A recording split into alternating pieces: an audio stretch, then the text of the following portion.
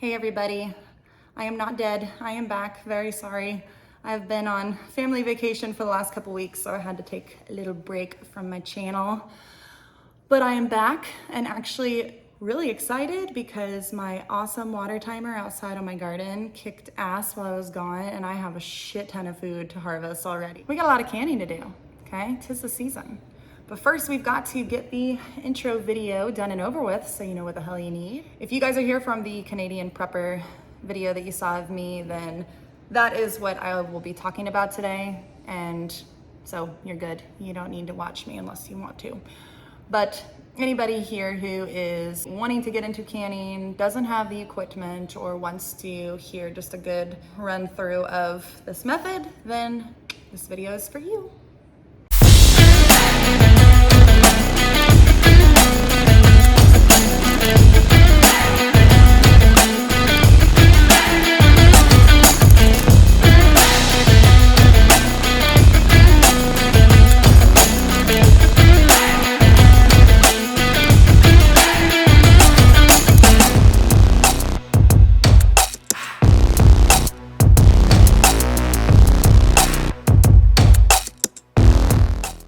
So before we dive into talking about canning and what you're gonna need, I wanna answer a fairly popular question when it comes to canning, and that is it worth your money? Are you saving money when you can? And to answer that is somewhat detailed, but yes and no, okay? So the first factor with canning is that it's gonna depend on what it is you're canning. If you're just simply canning pickles, you know, like that's all you're gonna do, then no, you can go buy pickles for a lot cheaper, okay? But I think it's really important for you to remember what all the benefits are to canning besides just the money. Now, I would argue in some ways I do believe that you are saving money because, again, you can be taking stuff from your garden. If you're gardening, then that's free food and you're preserving it, okay? So that to me is a money saver. Also things like beans and whatnot, I can buy beans in bulk for a lot cheaper and can them, and I believe that that is a way that I am saving money. Same thing goes for things like chicken broth. That is one that I think is a huge money saver because I'm making my food go longer and I'm getting a product out of it that now costs me nothing, okay? Does that make sense? But the other side to that is, just as I said in my gardening video, this is all about being prepared, okay? This is all about you polishing and practicing your skill sets. And so you canning is putting you in a spot where you know how to preserve food if you need to do it, okay? So that is always something that I'm gonna be stressing with people is polish your damn skill sets. The last thing is, from a health standpoint, I am very healthy. You guys will probably learn this as I do more videos. The reason I got into gardening and the reason that I got into preserving my own food was mostly because all the food that we consume, all the food that we get at the store, for the most part, is freaking trash. Like if you guys ever want to do some research on some foul ass shit that is for some reason allowed in our food, you're gonna be shocked. Like natural flavors alone, which mind you can be like, I want to say it's like 200 and something ingredients within this name, okay? Like that's all bad for you, all right? And if you're in a situation where, you know, shit hits the fan, you eating healthy food, that's when it's gonna be the most important. If you're going to the Dollar Tree to stock up on a bunch of cheap food for a what if moment, and then that's the only food you're consuming, it's not gonna be very good for your body. And potentially you're gonna put yourself at a greater risk to need medical attention if you're eating all this foul ass food all the time to try to survive, okay? So health is really important here. Through canning, that is how you know what exactly is going in your food. You will know it's healthy and you can bypass all the other junk that isn't needed through canning. The first type of canning we're going to talk about is a water bath canner. A water bath canner is really good for jams and jellies, applesauce, mandarins, tomato products. So think anything that is highly acidic or can be made to be highly acidic, those are gonna be good for a water bath canner, okay? If you have a pot at your house that has a lid and it is large enough for you to fit the jars you wanna use in it, where an inch of head space of water can fit over the top of it, then it's good to go. So Don't go out and waste your money on something you don't need. You just need a giant pot with a lid. That's about it. One thing you want to make sure that you have in the pot is something to keep it off the ground, okay? So during the processing, the jars cannot be just, sitting in there. So you will want to either get a rack of some sort, or you could use a towel, get creative with it. Remember, just like I said in the gardening video, use what you got and make it work. Moving on to a pressure canner. So pressure canner is going to be good for your low acidic foods, meats, vegetables, and whatnot. There's a lot of different types of pressure canners that you can buy. I have a dial gauge pressure canner. This is what I will be using in all of my future videos. There is also a weighted pressure canner that you can purchase that is basically doing the exact same thing. Recipes are going to be the same. You're just processing with whatever PSI is needed is going to be done through weights and weights alone. You won't be actually following along with a gauge like this guy. There's also pressure canners that are like a crock pot type guy that you plug in. From a prepper standpoint, not my favorite. There's some real fancy ones where you like screw down the sides. That one's a little more expensive, seems very fancy. I can't afford it, so again, this is what I got and I love it. But do your research and figure out what type of pressure canner that you want. And also, if you're a prepper, have a backup, one of these, just in case. Typically, these guys will have a longer processing time than a lot of your water bath canning recipes, so that is maybe one of the only differences. The only thing with this is that you're going to need to be watching it a little bit closer. So for me with water bath canning, it's like, okay, the water is boiling. Whoopty shit, cool. Okay, now let it process, done. With this guy, when you first start it, there's gonna be a process where it heats up and it needs to vent for a certain amount of time. And so typically when you start to see that stream coming out of the top, that is when you're gonna want to set a timer for 10 minutes and allow it to do that before you get your weight on. Okay, so just trying to get at, it's a little bit more of a process. And obviously it's really important for you to check on it so that way you don't come back in and it's at like 20 freaking PSI and you're freaking out because you think it might explode. So just a little bit more attention is going to be needed with this guy, but not really that much. It's very easy, But you can do so much with a pressure canner. Pressure canners are great because you can do full meals in a jar, which is my number one favorite thing about canning in general. It makes it very easy for me to meal prep, pull guys out when I just don't have time to cook one night. It's also really good for beans. I think that they taste phenomenal. Before we start talking about supplies, I want to get out some disclaimers real quick with canning. Now, a lot of people, I think, believe that canning is the only way that you can get botulism.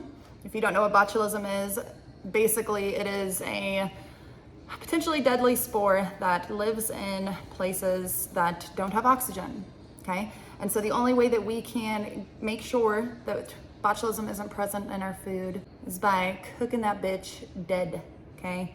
And that is why processing time is very important, because different foods will need different times to be at the proper temperature for them to be safe.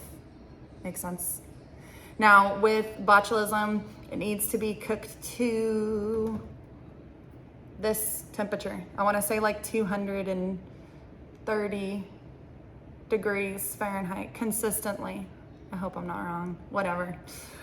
It needs to be at that temperature for the recommended amount of time, okay? And so that is why some people will argue that you can't water bath can some types of food, because with meats, for instance, because they have to be processed for so long, at that temperature, you're gonna be dealing with a lot more evaporation. And so water level is going to drop quickly, okay? Some people are also going to argue though that it's very simple to just boil more water next to it and consistently be dumping boiling water in there when it needs more water. And so that is a debate. I try to stick with the recommended approach to canning, but we will be doing a video on other methods as well, because we're preppers and because we realize that we could lose shit, we could break shit, and we're gonna need other shit to make sure our shit is preserved. Right? Figure out the way that you want to save your food and start practicing it, okay? But just know you can get botulism through even using a vacuum sealer on like certain types of food. Like there's a lot of different ways that botulism could potentially be a risk. You just have to be clean about it and follow the steps to not have to deal with that, okay? Being clean is vital when it comes to food preservation. You should be scrubbing the shit out of your food. You should be washing your hands consistently and not picking your nose, going to like the bathroom and then touching food. Like, don't be nasty. It's very easy, don't be nasty. Clean your tools, sterilize your jars, all that stuff. If you can be clean, then that is another way you're going to eliminate the chances of botulism, okay? So if you could be clean, you're good to go, okay? More than likely, if you do run into a problem with canning, it's gonna be that you didn't get a good seal, okay? So if you don't get a seal, that means you can do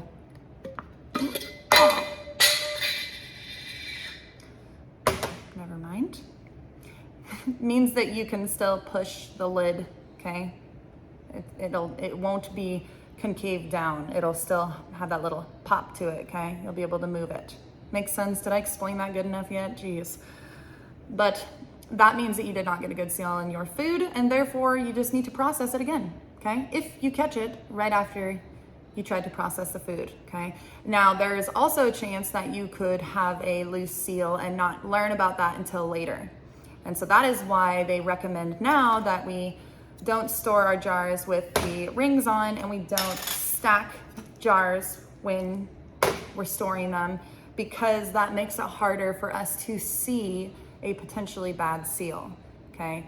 And not all people follow these rules. I'm just letting you know of all the rules so you can choose what you'd like to do. But you know, I don't store any of my jars with rings on them for the most part, because I just reuse them, and so whatever. But if that happens, you're gonna see it, you're gonna smell it. It's gonna be obvious. It's gonna look nasty, or it's gonna smell like shit, okay? If you open a jar and it looks nasty or smells like shit, should you eat it? Nope, you shouldn't. You should throw it away. The last thing that you're going to do to potentially make sure that your food is safe to eat and you've done a good job is cook it before you eat it, okay? So if you've got beef stew, for instance, you're not gonna wanna eat it cold anyways, it'd be kind of gross. Just make sure you're cooking it and heating it up to a temperature where you've, again, confirmed that that botulism asshole is not gonna be there and fuck with you, mess with you, potentially kill you. So that's how you avoid it. It's very easy. On to supplies. You've got your pressure canner, you've got your canner. Now there's some tools you're gonna need to help make the process easier. First thing are jars. You have to have jars, okay? So buy a lot of these guys. Reusable jars, okay? As I mentioned in my last video, save all of the jars that you get from the store because you can use those for canning, okay? This here, this is just one of like 5 bags that I have of lids that I plan to reuse. Now lids are going to be the biggest thing because, you know, these jars here are basically reusable until they break, okay? But the lids are debatably reusable, okay? So if you're going to be stockpiling, you know, for your SHTF stuff, you know, one or the other in bulk first, I would say start with lids first because those guys you won't get as many uses out of. Now there's a lot of different types of lids that you can get. There are Tatler lids. These are true reusable lids. Moving on. So now we've got some of your standard tools that you're gonna need. This guy here is gonna help you get all the air bubbles out of your food. That is an important thing for you to do. And also this guy is going to be used as a measure for your headspace.